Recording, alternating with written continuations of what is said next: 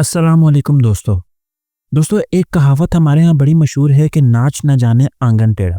इसका मतलब ये होता है आपसे खुद कोई काम सीधा नहीं हो रहा तो आप दूसरों पे ब्लेम डाल दो। और ये कहावत अभी हमारे पाकिस्तान की क्रिकेट पे, पाकिस्तान के सपोर्टर्स पे बिल्कुल फिट हो रही है। अब आप ये देखें कि पाकिस्तान का मैच हुआ वेस्ट इंडीज़ के साथ।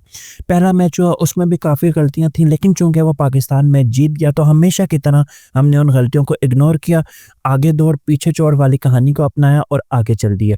सेकंड टेस्ट हुआ। पर अब सेकंड टेस्ट में बैटिंग की बात तो मैं बाद में करता हूँ। पहले मैं बात करता हूँ ये जो भंड मारा है पाकिस्तानी बॉलर्स ने और पाकिस्तानी कप्तान शान मसूद ने। अब सब कह रहे थे कि शान मसूद को कप्तान लगाओ क्योंकि बाबर की फॉर्म अच्छी नहीं थी। इवन मैं भी कह रहा था कि बाबर की फॉर्म अच्छी नहीं थी। एज़ अ कैप्टन वो बिल्कुल भी अच्छा, एज़ अ प्लेयर भी वो अच्छा परफ़ॉर्म नहीं कर रहे थे। लेकिन एज़ अ प्लेयर वो फिर भी कभी-कभी खेल जाते थे। कभी सेंचुरी कर ली, कभी 50 कर ली, जब अपना स्पॉट उन्होंने फ़िक्स करना होता था टीम के अंदर।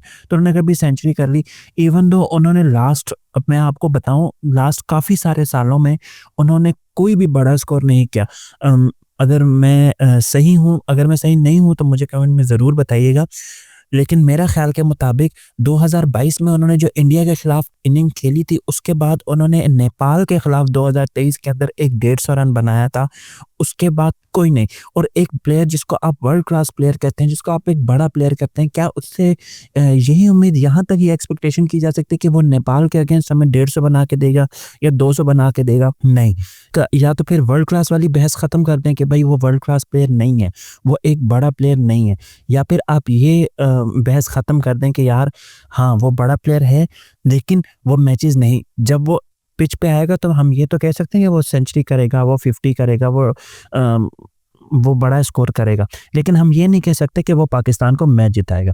फिर पहले बात करते हैं ज़रा पाकिस्तान की बॉलिंग की। अच्छा, पहली हुआ इस तरह, शुरुआत से अगर शुरू करें तो वेस्ट इंडीज़ ने टॉस जीता और वेस्ट इंडीज़ ने टॉस जीत के पहले बैटिंग करने का फैसला किया। अब हुआ इस तरह कि जब वेस्ट इंडीज़ बैटिंग करने आती है तो आपको पता है कि वेस्ट इंडीज़ की जो टीम है वो बिल्कुल भी पुराने, उसमें 1-2 प्लेयर ही हों शायद, नए प्लेयर हैं सारे के सारे। इवन हमें तो उनके अभी तक नाम भी नहीं आते, हम तो शक्लों से लड़कों को पहचानते भी नहीं हैं और हम उस टीम से भी हार रहे हैं। अच्छा, सबसे पहले उनका जो कप्तान है क्रेग ब्रैथवेट, वो आया 9 रन पे आउट हो गया। फिर उसके बाद उनके प्लेयर्स इसी तरह आउट होते गए, गिरती गईं, उनकी विकेट्स गिरती गईं। उनकी 8 रन पे पहली विकेट गिरी, 9 रन पे दूसरी, 32 पे तीसरी, 37 पे चौथी, 38 रन पे उनकी 5 विकेटें गिर चुकी थी। अब मुझे समझ नहीं आई, जब 38 रन पे आप उनकी हाफ साइड को आउट कर चुके हैं, तो कैप्टन की अटैकिंग अप्रोच किधर है? आपने करीब बैट्समैन प्लेयर क्यों नहीं खड़े किए? बैट्समैन नहीं, सॉरी, आपने करीब फील्डर क्यों नहीं खड़े किए? आपने क्यों अटैकिंग बॉलिंग नहीं लगाई? आप क्यों सलमान आगा को लेके गए हैं, लेकिन आप उसको यूज़ नहीं करते? आपने उससे स्टार्टिंग में 1 ओवर कराया, 2 ओवर कराया, उसके बाद आप उसको बैटिंग के लिए लेके गए? वो एक ऑलराउंडर है, वो एक अच्छी बॉलिंग करता है, अच्छी स्पिन बॉलिंग करता है। आप क्यों नहीं उसको लेके आप उसको लेके गए, आपने क्यों नहीं उसको आज़माया? ख़ैर, उसके बाद 5 पे 38 को भी छोड़ दें, 54 रन पे उनकी 8 विकेटें गिर चुकी थी। आखिरी उनके जो 2 बैट्समैन थे, 3 बैट्समैन, उन्होंने पाकिस्तान को धोया और रन्स को पहुँचा दिया 163 तक, ठीक है। पहली बात तो ये कि यहीं पर हमें शर्म से डूब मर जाना था कि वही जो एक बहुत पुरानी जो पाकिस्तान की मेंटालिटी थी कि बॉलर से जो है वो हम रन्स खाते हैं, बैट्समैन को आउट कर देते हैं। ये होता क्यों है? ये तब होता है कि जब हमने सारे बैट्समैन को आउट कर दिया ना, तो उसके बाद हमारी जो है वो सोच खत्म हो जाए। हम कहते हैं बस जी हम मैच जीत गए हैं। हम क्या करते हैं, हम लीनिएंट हो जाते हैं। आपको अगर बॉडी लैंग्वेज देखते ना हमारी प्लेयर्स की, तो आप हमारे प्लेयर्स की बॉडी लैंग्वेज देखें। जो बाबर आजम है, जब 8 विकेटें उनकी गिर गई हैं या 9 विकेटें, आई डोंट नो, जब उनकी ज़्यादा विकेटें गिर चुकी हैं, वो बॉल की तरफ ऐसे आ रहे हैं जैसे जी वो वॉक करने निकले हुए हो, ठीक है? मतलब ये कोई तरीका है? आप इस तरह से खेलेंगे, आप इस तरह से जीतेंगे मैचेस को? अगर बॉल है, आखिरी उनके 2 प्लेयर खड़े हुए हैं, आप तेज़ी से बॉल की तरफ भागते हुए आए, आप फेंके तो सही कीपर की तरफ, उन्हें पता चले, वो थोड़ा डराएँ उन्हें, वो वैसे ही डरे हुए थे, उनके बॉलर्स थे, नए बच्चे हैं सारे। नहीं, आपकी बॉडी लैंग्वेज है। फिर उसके बाद स्लिप के अंदर कामरान गुलाम को खड़ा किया हुआ है। मैंने आज तक ज़िंदगी में कभी नहीं देखा कि स्लिप के अंदर कोई बंदा इस तरह बैठा हुआ है, ठीक। फिर उसके बाद हमारे कैप्टन की कोई अप्रोच नहीं, हमारे कैप्टन को कुछ नहीं पता है कि क्या करना है। बैटिंग की तो उनकी बारी, बैटिंग की तरफ तो मैं बाद में आता हूँ। पहले तो आप उनकी ज़रा कैप्टेंसी सोच पे बात करें, आप आप ऑस्ट्रेलिया में गए, आप हार के आ गए, कोई मसला नहीं, बड़ी टीम थी, हम खैर है कोई बात नहीं, बड़ी टीम से तो हार जाते हैं। आप साउथ अफ्रीका में गए, आप हार के आ गए, कोई मसला नहीं। आप यूएसए से हारे हुए, आप आयरलैंड से हारे हुए, आप सब से हारे हुए, आपको शर्म नहीं आती। एक क्रिकेट रह गई है इस मुल्क के अंदर, आपने वो भी ख़त्म कर दी, आपको शर्म नहीं आती। खैर उसके बाद आते हैं पाकिस्तान की पहली इनिंग पे बैटिंग के ऊपर। शान मसूद 15 रन बना के, बॉल सीधी आ रही है, आप मुझे समझ नहीं आई कि शान मसूद क्या सोच रहे थे, सीधी बॉल विकेट्स पे लगी, आउट हो गए। फिर मोहम्मद हुरैरा ने स्वीप शॉट क्यों मारा वहाँ पे, मुझे नहीं समझ आती, ये लोग क्या करते हैं कि मार रोच ने उनकी भी विकेट ली, वो भी आउट हो गए। फिर आते हैं वर्ल्ड क्लास प्लेयर पे, बड़ा player, king of cricket, Babar Azam पे। बाबर आजम नए बच्चों से आउट ना हो, ऐसा हो ही नहीं सकता। ये कोई मोती है, आई डोंट नो क्या इसका नाम है, इससे बाबर आजम 1 रन बनाकर आउट हो गए। कामरान गुलाम नहीं खेल पा रहे, आउट हो गए।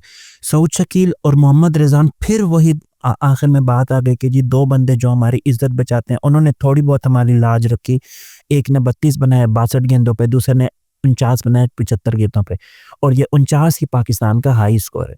फिर उसके बाद मैं नोमान, इवन अगर मैं कंपेयर करूं बाबर आजम और साजिद अली जो टेल एंडर हैं, उन दोनों को कंपेयर करूं तो साजिद अली नॉट आउट गया है 16 रन पे, और बाबर आजम 1 रन बना के आउट। तो फिर क्या अब मैं आज से साजिद खान को क्या कहते हैं, वर्ल्ड क्लास बैटर बोलना शुरू कर दूं?